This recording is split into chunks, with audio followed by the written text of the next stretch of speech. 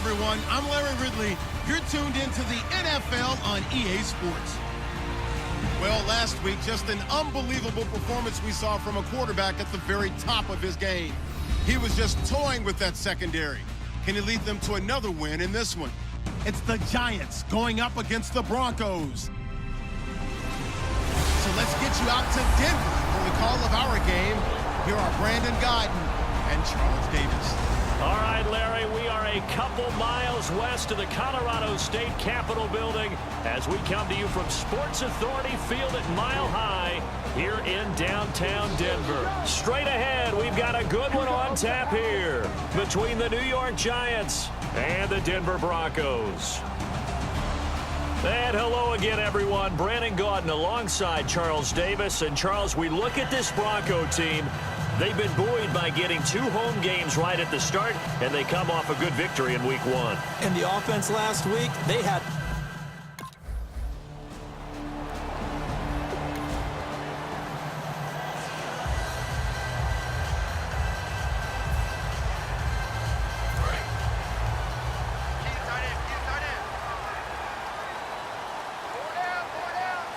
In the backfield is Anderson.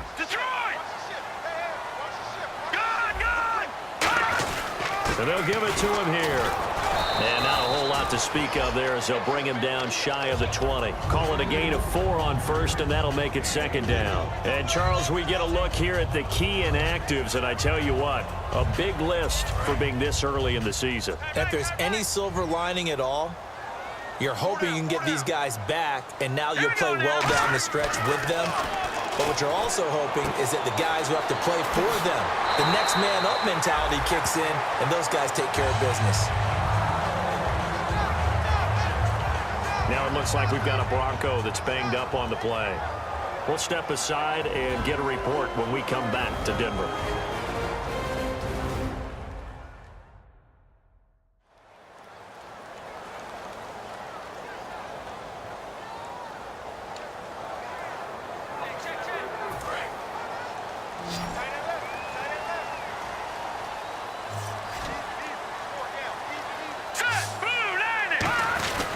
First down. Here's the run with Anderson. And the hole closes quickly. He gets it across the 35 to the 36-yard line. Give him a couple on the carry there. 2nd and 8.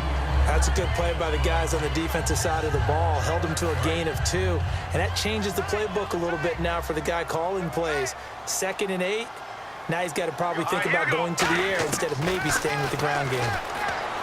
He'll look to throw. Red Allison, the intended receiver. And it'll bring up 3rd down. It's always tough for the guys throwing the football when they think they've got a completion and the ball's almost there, and then someone sneaks a hand or 2 in and bats it away. They have 5 in the secondary now for the Giants on 3rd down. Now they'll throw here out of the gun. Escaping the pressure right. He may try and run for this. It'll be a 2-yard gain, and that'll bring up 4th down. The Broncos offense now gets ready to head back onto the field. And last time out, they had to punt the football away. Anything positive possibly to take from that? There always is when you're punting the football away. It doesn't sound like it because you're giving it up, but you've avoided a mistake. At least you didn't turn it over. You didn't turn it over, right? You're giving your defense a chance because you're punting the ball away, and they're set to go on the field as opposed to sudden change after a turnover. Wow, now we've got to go out there and stop people. So, yeah, there's always something positive to be gained from it. They'll look to throw, and got his tight end, Duarte. A gain of 6 there on first. When you execute a drag or a crossing route really well and give them a chance to let it develop a little bit, you can gain some significant yardage hitting your tight end on that one.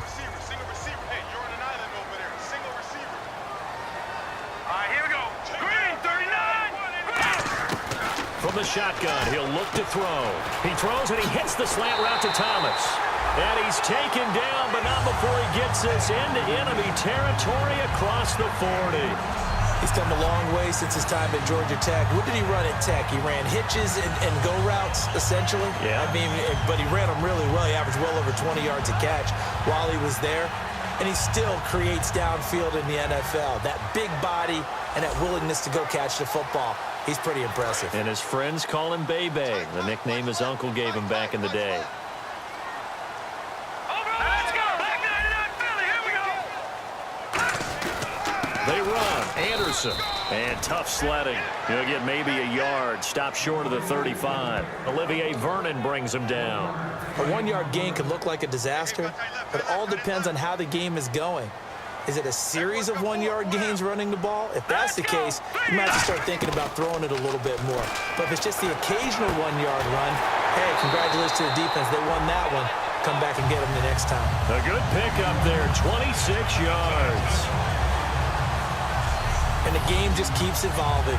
Big guys running those corner routes, so difficult to cover.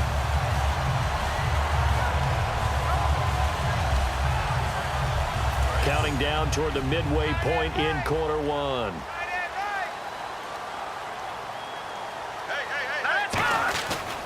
Now Anderson. And he'll take this one inside the 10, down to the 8. 3 yards on the pickup there, and it'll be second down. Some of the most unselfish players on any football team, defensive tackles, because we ask them to just eat up blocks and allow other people to make tackles. And when he can make the play himself, as we just saw there, that's a big day. They'll set up to throw. That's caught. It's Thomas. 6 yards is the pickup, and that'll lead to a third down.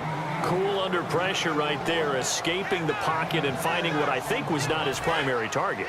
And some of these guys are just so comfortable getting outside of the pocket that they'll do it on purpose. It doesn't even need to be a breakdown. Just they move, and they know it affects the defense, because a lot of times you get lost in coverage in the secondary, and I think you're exactly right. Wasn't his primary target. Found a secondary.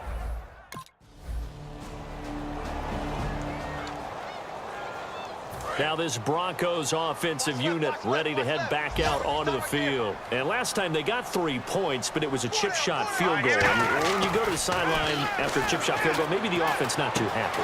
It's a balancing act, isn't it? Because you're exactly right. They're none too pleased that they didn't punch it in for 6 points. But they also have to remember they did put points on the board. 3 points is 3 points. And in this league, you take points when you can get them. Not easily done.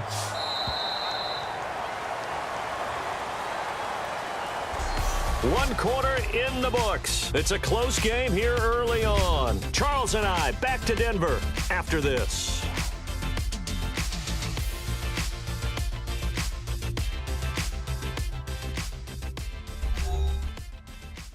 The NFL on EA Sports is brought to you by Head & Shoulders. Shoulders were made for greatness, not dandruff.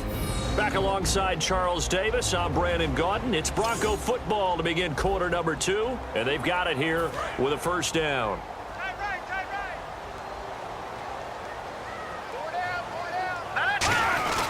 Here's Anderson. So from the 40 to the 45, 5-yard run. And that's exactly what you want on a first down run. Pick up 5 yards, bring up 2nd and 5. The defensive line, though, they've got to figure out a way to out-leverage the guys up front because the offensive line is winning at the point of attack. Detroit! All right, here we go. They'll come out in the pistol. They'll look to throw here. He'll let this thing go for Sanders. And the hit jarred it loose. It's incomplete. Well, they went for the big play there, but that drop could really hurt their momentum.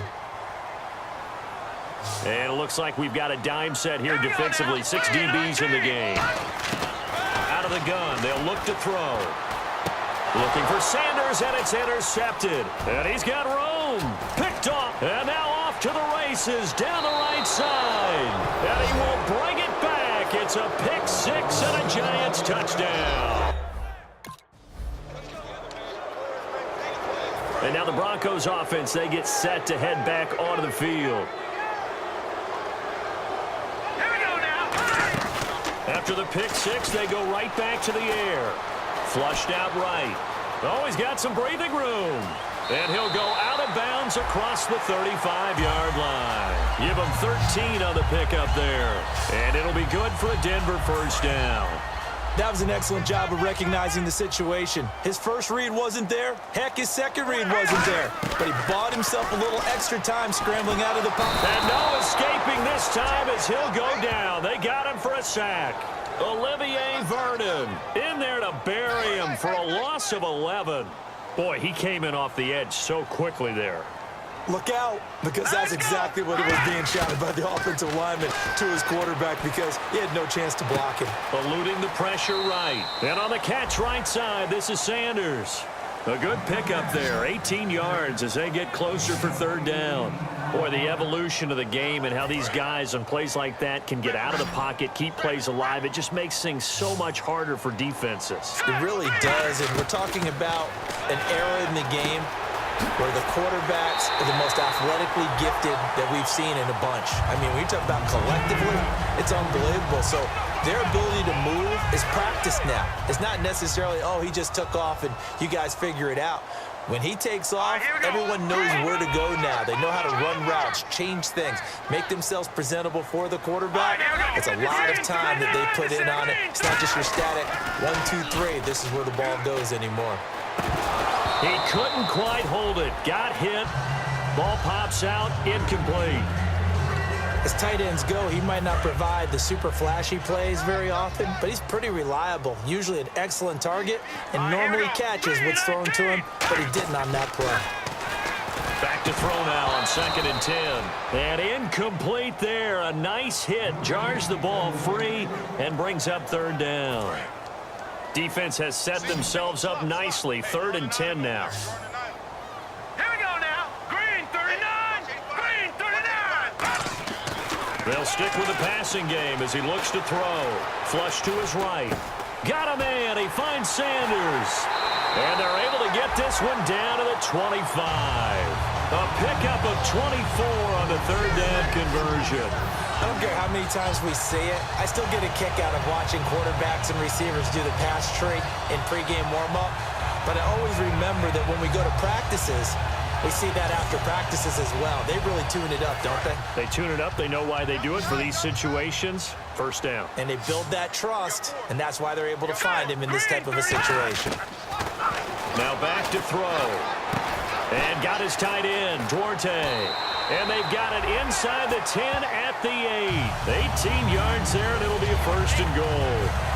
Coaches always harp on the quarterback reading the defense and getting it to the open man.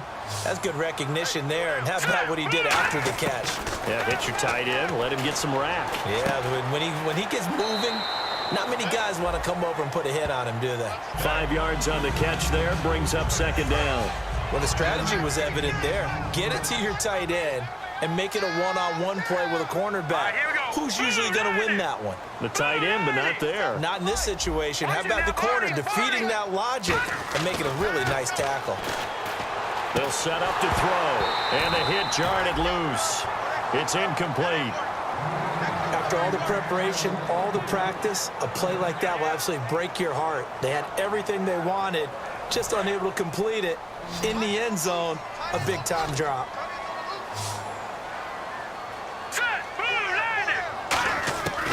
They'll look to throw on 3rd and goal.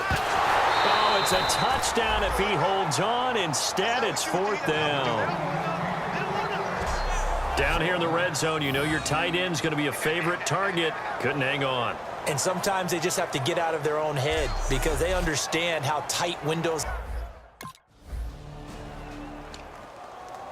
Here's the Denver offense now as they get set to take over here. And they had 3 points last time, but they didn't want 3 points because they were well within range of scoring a touchdown. We'll see if they can do better now. I'm with you on that one. Let's just go ahead and be frank about the whole thing. The only one happy about the 3-point? The kicker. Exactly. He put it through the post. That's going to help him at contract time. And that offense, they're thinking, let's get in the end zone this time. I don't know if that helped him at contract time. You could have kicked that one through. I don't know about that. Toe bash. I don't know about that. Toe bash. Super toe. Takes this one across the 35 to the 36. A gain of about 4. Holding offense. And that right there will set him back a bit on the offensive holding penalty. And you know who you want to pressure after a penalty like that? The guy who just committed the foul. You want to see if he's going to keep his head down or if he's going to get his head right back into the game. I'd send a blitz at him right away and see if he holds up. Back to throw here. And incomplete there. A nice hit. Jars the ball free and brings up 3rd down. Everything looked right on that play except the conclusion. He dropped it, an in route, going into a little bit of traffic. Maybe in the back of his mind, he was wondering where the hit was going to come from. And some secondary help here for the defense in the nickel on 3rd and long. They'll look to throw, escaping the pressure right. And this is going to be incomplete. Demaryius Thomas, the intended. And Denver getting set to take the field. And on the last go-around, they really couldn't get anything going. They had to punt from deep inside their own territory, which means you're going to lose the field position battle as a general rule. What they're looking for now is a little more. And he can't find anywhere to go with it. And he goes down. The sack recorded. It's a loss of 5, and now it's 2nd down. And no matter what the situation, the O-line just hates that because they feel like they didn't protect little brother back there, right? Yeah, and that's just so difficult for them because just think about every single play. When you decide to throw the football, you're dealing with some of the best athletes on the planet. You talk about guys, if they weren't playing football, they'd be starting in the NBA at power forward. It's a really difficult task. Roughing the passer, that's shades of Charles Davis back in his playing days. Oh, I sure wish it had been, Brandon. Back in my day, I didn't hit anyone hard enough to rough the passer. I had a number of teammates that handled that for me. Now a run with Anderson, and he will fight his way into the end zone for a Bronco touchdown. C.J. Anderson, his first touchdown of the new season. And now the Broncos are within a 2-point conversion of tying up.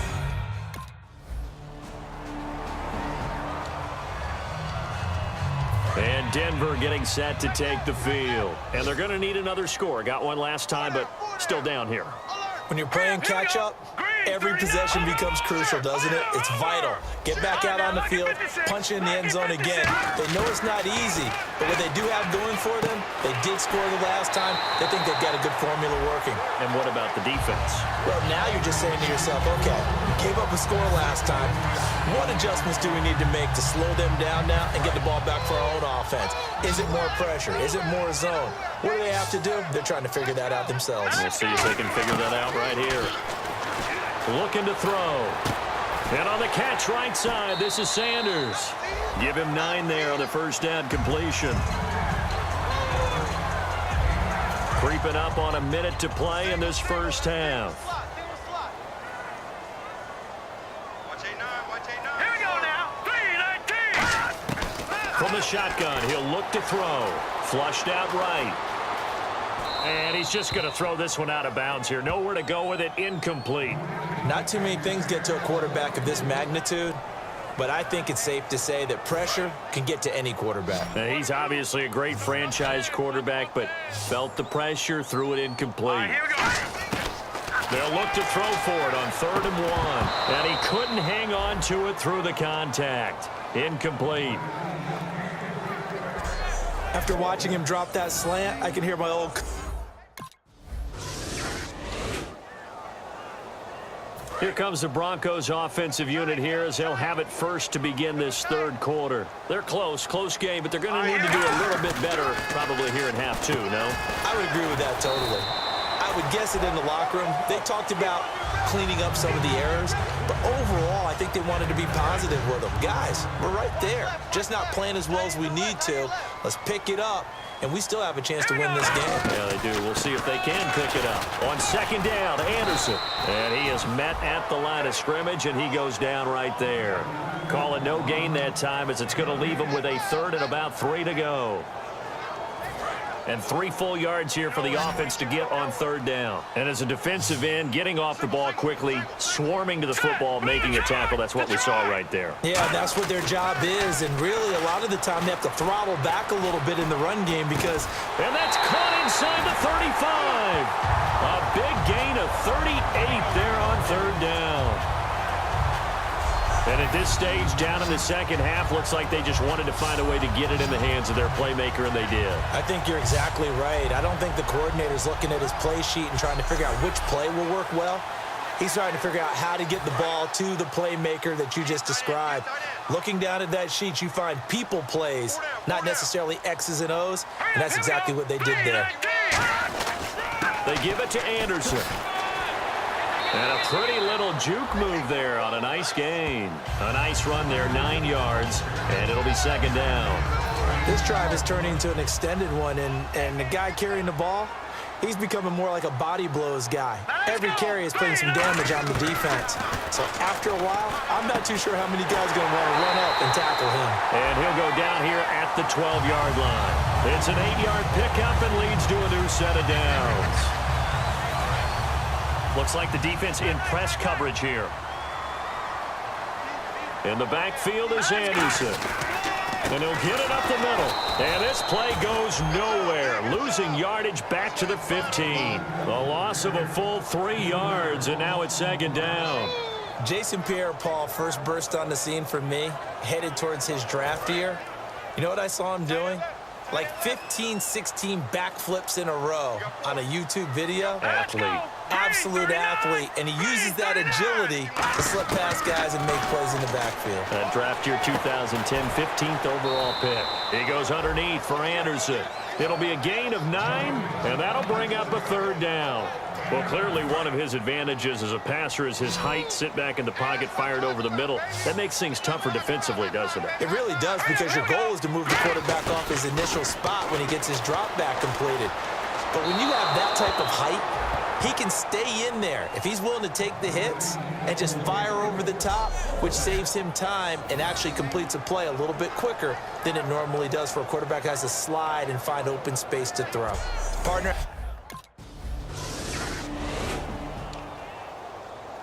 And Denver getting set to take the field. And last time able to get 3. It's not what they wanted. They wanted 6, but they got at least something. They mustered something out of the drive. They'll take it. I like the way you've described it. Not ideal, but they'll take it. A 50-50 ball here, and it's intercepted. Picked off by Dominique Rodgers-Cromartie. And they'll set up shop right near midfield at the 49-yard line. I tell you, Brandon, it seems like this guy's been all over the field so far. That's his second interception of the game, and so much of playing defense in the NFL, especially when it comes to defending the pass, is all about positioning and technique. And this is fantastic work on both fronts there. Here's the Giant offense now.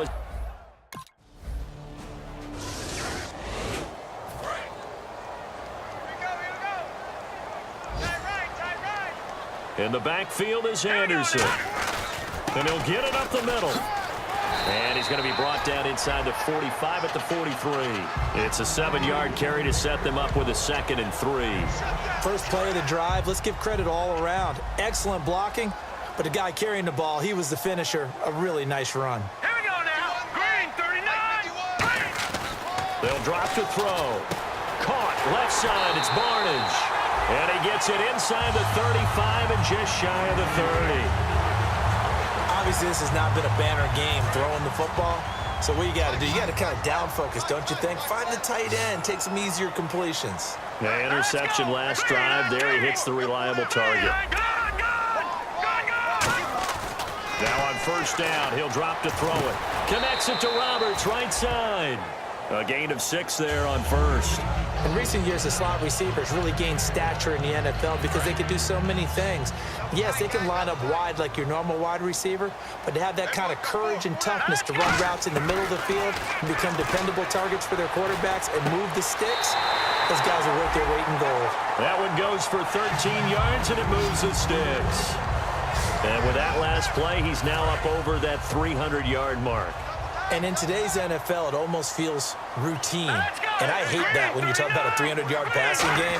To me, 300 yards still signifies excellence, and he's achieved that in this performance. That throw good for 4. It's second down. And that's one of his advantages of a passer, is it not? With his height, setting back there in the pocket, firing it over the middle, he can really see everything clearly. It is, and I know that other quarterbacks get it done different ways, all right? You don't have to be his height to make a great play. But what he does is he takes away having to make those slide steps in the pocket to find angles to throw the ball through. He just throws right over the top of it because he can see everything, and sometimes that saves time and gets the ball to a receiver quicker. So a big roughing the passer penalty, Charles, and of course that's 15 yards. And everyone knows how protected the quarterbacks are. You've got to make sure that when you launch at a quarterback, that you're hitting him in the right spot and in the right time. And this is caught for a Bronco touchdown. Demaryius Thomas, his first touchdown here of the new campaign. And the Broncos are in for 6. Well, that's about as quick of a passing touchdown as you'll ever see right there. Everyone has a section in their playbook called the quick game. That was a super quick game. Out of the hands of the thrower, bam, right to the receiver, successfully for a touchdown. How in-depth is that quick game part of the playbook? It's pretty in-depth because people want the ball in the hands of the quarterback into the playmaker's hands downfield as fast as possible. There are a lot of plays, a lot of options involved with that. That's caught at the 1. And no, it falls incomplete. So the 2-point conversion, no good. Protection was great. He had time to set up a campsite, but in the secondary...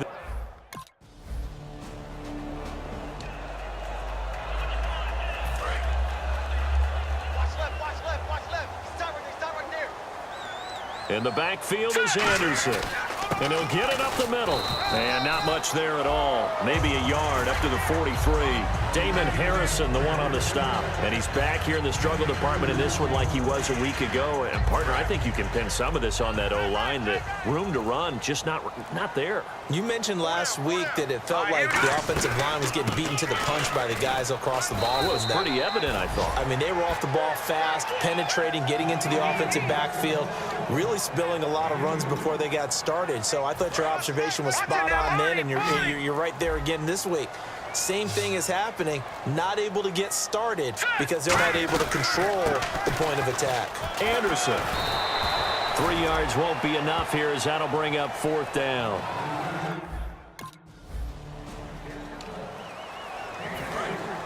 And on the outside, they're playing press coverage. Detroit! Number green, 39! They'll come out throwing here on 1st down. Able to get away. That's why you keep the legs churning. Eluding the pressure right. Give him 2 yards on that play, and it'll bring up a 2nd down. Yeah, not much there that time, and I think we were both wondering once he got out of the box whether he just throw the ball away, and he winds up only picking up a yard or 2. And they still need 8 yards for the first here on 2nd down. They come out here in the eye. Back to the ground. This time it's Anderson. And good penetration here. He'll get this down only to about the 49-yard line. The safety Landon Collins there to make the tackle.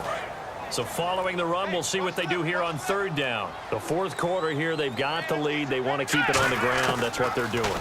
Smart football. Keep the clock grinding. Keep it going. But you got to figure now, they're going to see more people stacked up in the line of scrimmage as they try and bleed it out. And that pickup of a 1st down, that's going to leave a mark because they really needed to stop them there, didn't they? Oh, so frustrating. Defensively, you're a play away from getting that football back here down late. Tough. Now they've got to find a way to create a turnover or a takeaway. Otherwise, this one will probably get away from them. And incomplete. He dropped it in the end zone. Emmanuel Sanders, the intended receiver. And now it's 2nd down. So they're still at the original line of scrimmage here. 2nd down and 10. Well, partner, I think the defensive fellas got the memo, and they decided to cover him on that play. Yeah, he's already up over 100 yards in this game. They tried a deep shot, couldn't get it. Yeah, when you've had that much success, finally someone said, let's try and put a stop to it and put people on him. It'll be a pickup of 10 yards. And that'll bring up what looks to be a 3rd and inches. Can't be more than a half a foot. That was a nicely run slant route, and what the receiver's trying to do is make the defender think he's going upfield for a deeper route and then breaks it off, usually after about 3 to 4 steps, and cuts towards the middle of the field. And now what he's trying to do is use his body to keep the defender away from the football and give the quarterback a really nice target. So the run gets them the first, and now they operate with a fresh set of downs. Another tote here for the workhorse this afternoon. It's Anderson. And they get to him quickly here as he's stopped right around the 13. Give him 3 on 1st down.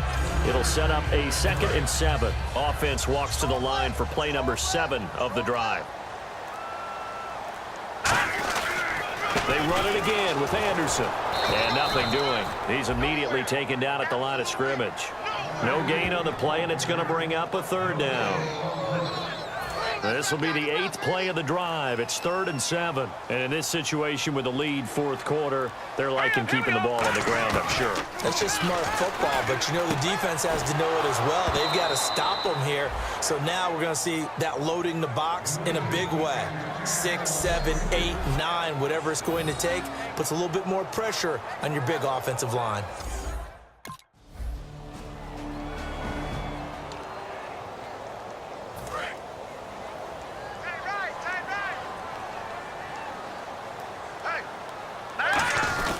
They start the drive with Anderson. And he'll take this one up close to about the 45. 2 yards on the pickup there. It'll be 2nd and 8.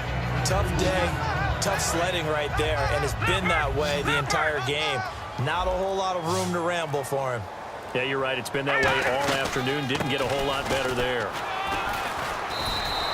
It'll be a gain of 5, but still about 3 yards shy of the first down marker, and now it's 3rd down. And at this stage of the game, time a factor, time on their side as they just try to eke out the final precious moments of this one.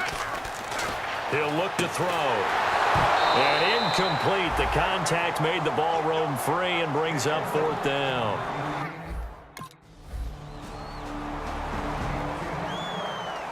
Well, going into the final play of this game, they knew that they needed some type of a miracle there at the very end, but they couldn't get it done. However, we were treated to really a spectacular affair.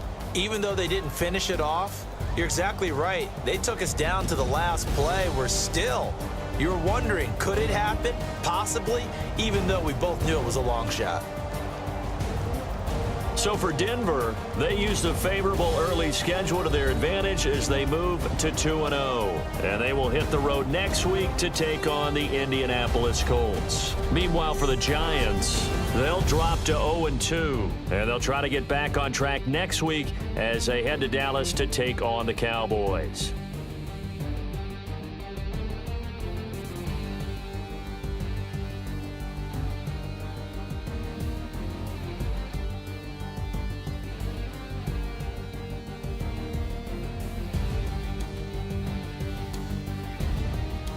So that's a wrap. For Charles Davis, I'm Brandon Gaudin. And this has been a presentation of the NFL on EA Sports. For more